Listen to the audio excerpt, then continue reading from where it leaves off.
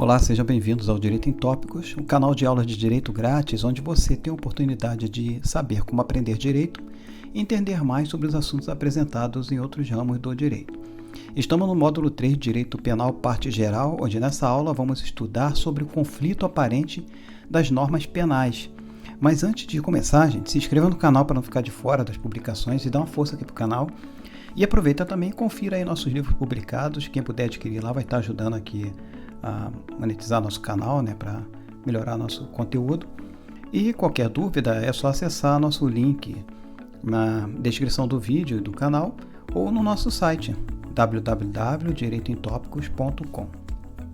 Vamos lá, conflito aparente de normas penais. Ele também é chamado pela doutrina de concurso aparente de normas penais. E a situação da ocorrência de um mesmo fato, gente, em que há um conflito aparente sobre a aplicação de duas ou mais normas penais. No conflito aparente de normas, nós temos uma ilusão de que duas, gente, ou mais leis, elas se aplicariam ao mesmo fato. Só que o aplicador da lei, ele deve estar atento e conhecer os critérios de aplicação dessa lei penal. A doutrina tem nos apresentado aqui 5 critérios fundamentais para a solução de conflito das normas penais. É o critério da sucessividade, critério da especialidade, o da subsidiariedade, o critério da absorção ou conjunção e critério da alternatividade. Então a gente vai analisar cada um desses critérios, começando pelo critério da sucessividade. Bem, esse critério ele é utilizado para a solução entre a aplicação da lei mais adequada ao caso concreto, quando a gente tem duas ou mais normas que se sucedem no tempo, mas que se referem ao mesmo fato. Nesse caso aqui, a solução é a aplicação da lei que for posterior ao fato. O brocardo em latim aplicado a esse critério de solução de conflito é o seguinte: lex posteriori derogati priori. O outro critério é o critério da especialidade. Por esse critério, a solução é afastar norma geral por meio de uma norma especial. A solução é traduzida do brocardo lex speciale derogati generale. Algumas vezes, gente, certos tipos de penais, incriminadores, né, eles possuem elementos essenciais em relação a outros tipos penais, ensejando numa comparação entre eles, né? Então, deve o aplicador da lei aqui, ao caso concreto, né, afastar a norma geral e aplicar a norma de tipo especial que se amolda ao tipo do verbo. Um exemplo que podemos citar é o caso de um conflito entre os crimes de homicídio e de infanticídio. O homicídio simples está previsto no artigo 121, matar alguém. O infanticídio a gente vê aqui, o artigo 123, matar sob influência do estado puerperal o próprio filho durante o parto ou logo após. A gente vê aqui que no caso do infanticídio, apesar de se tratar de uma morte de pessoa, né, há uma previsão especial ao condicionar o ato do agente à condição de mãe e que está sob influência do estado puerperal. Assim, nesse caso, o julgador ele deve aplicar a norma especial, que é o artigo 123, infanticídio, e descartar a norma geral, o artigo 121, homicídio simples. O outro critério aqui é a aplicação do princípio da subsidiariedade, né? Esse critério de solução de conflito aparente de normas penais, né, ele deve ser utilizado quando houver ausência ou impossibilidade de aplicação da norma principal mais grave, devendo aqui, gente, ser aplicada a norma subsidiária menos grave. Nós temos a aplicação do brocardo latino, né? Lex primaria derogati lege subsidiaria. A subsidiariedade, ela pode se dar, gente, de duas formas. Ela pode ser expressa ou tácita. A expressa é aquela prevista expressamente no texto normativo que deixa transparecer o seu caráter subsidiário. Já a subsidiariedade tácita, ou também chamada de implícita, né, é aquela que, embora não tenha previsão, uma menção dessa expressa, né, textual da sua subsidiariedade, o julgador deve verificar no caso concreto a possibilidade da aplicação da norma subsidiária menos graves, quando não estiver presente hipótese que enseja a aplicação da norma mais grave.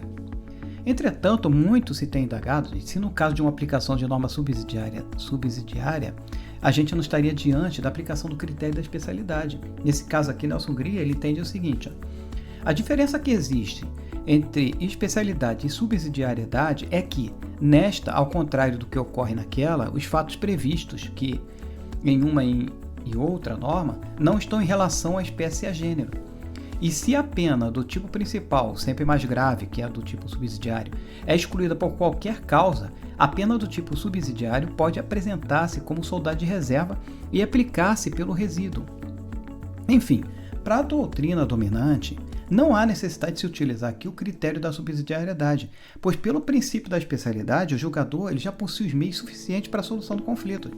Pois se uma norma é especial em relação a outra, significa dizer aqui que ela será aplicada ao caso concreto. Assim, se uma norma subsidiária ela é aplicada, significa que não havia nenhuma outra norma aplicável ao caso, traduzindo assim que é uma norma especial ligada ao caso concreto. O próximo critério aqui é o critério da conjunção, né? Que a gente utiliza o princípio da conjunção.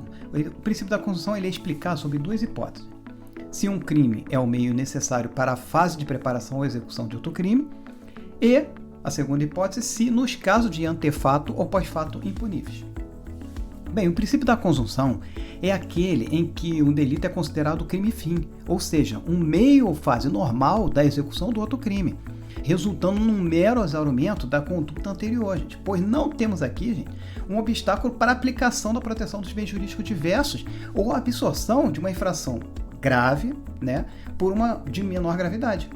Para explicar melhor isso aqui, a gente pode dizer que, para o princípio da conjunção, se uma infração ela estiver prevista numa primeira norma, constituindo aqui uma simples fase para a realização da segunda norma, criando, né, obviamente, aqui um aparente conflito, né, entre essas normas, a gente está diante do critério da conjunção, que deve aplicar apenas a última norma ao caso concreto. Em relação a um antefato impunível, né, aqui trata-se de uma situação antecedente praticada pelo agente que não seria punível, mas necessária para se atingir um resultado pretendido. Por exemplo, no caso da prática de um estelionato, como com um cheque preenchido pelo agente, né, a gente tem nesse caso um preenchimento de cheque que é um antefato impunível, né, que não é crime preencher um cheque, mas que é um meio necessário para se atingir o fim que é almejado, que é o delito de estelionato. Já em relação ao pós-fato impunível, nós temos que tal fato é apenas o exaurimento no crime principal. Um exemplo que a gente pode citar aqui que a gente pode ver aqui é o caso por exemplo, de uma venda de uma coisa furtada. Estando o agente aqui se passando pelo proprietário, né, nesse caso a gente teria o crime de furto, né, em concurso, o crime de estelionato, mas com o pós-fato de venda impunível, mas necessário para o exaurimento do objetivo criminoso, que ele quis vender. A pessoa que comprou não sabia que era produto de crime. Né? Agora, por último aqui, o princípio da alternatividade.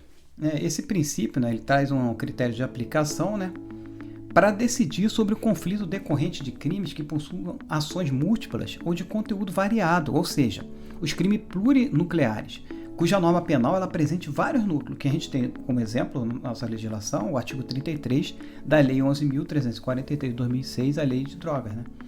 Vamos ver aqui o artigo, o 33, ele tem vários verbos do tipo, né? Importar, exportar, remeter, preparar, produzir, fabricar, adquirir, vender, expor à venda, oferecer, ter em depósito, transportar, trazer consigo, guardar, prescrever, tal. Ou fornecer drogas, ainda que gratuitamente, sem autorização e de acordo com a determinação legal ou regulamentar. Bem, a gente vê aqui, nesse dispositivo legal, caso o agente, diante do caso concreto, tenha sido amoldado a 3 condutas previstas no tipo legal, né, por exemplo, né, ele somente poderá ser punido, gente, apenas por um único delito. Não pode se falar aqui em concurso de infrações penais. Né? Mirabete ele assevera o seguinte, que o princípio da alternatividade indica que o agente só será punido por uma das modalidades inscritas nos chamados crimes de ação múltipla, embora possa praticar 2 ou mais condutas do mesmo tipo penal. Enfim, gente, a doutrina ela tem apontado que o princípio da alternatividade não seria estritamente uma hipótese de conflito aparente de normas penais, porque o que se observa aqui, por exemplo, aqui no caso do artigo 33, né, que a gente viu, é que não existe 2 normas em conflito, mas sim vários núcleos contidos no mesmo tipo penal. Beleza? Então é um único tipo penal. Beleza? Então aqui, enfim, a gente chega ao final dessa última aula do módulo 3 de Direito Penal, parte geral, onde a gente estudou o conflito aparente das normas penais. A gente vai dar uma pausa em Direito Penal para preparar o próximo módulo, né, para dar continuidade ao nosso trabalho, né, terminar o Direito Penal, parte geral completo, que a gente vai fazer aqui no Direito em Tópico. que em breve a gente vai ter o módulo 4 de Direito Penal Parte Geral, que o tema que eu já estou estudando aqui é a teoria do crime, beleza? Então a gente vai ficar por aqui, gente, e eu espero vocês para as próximas aulas.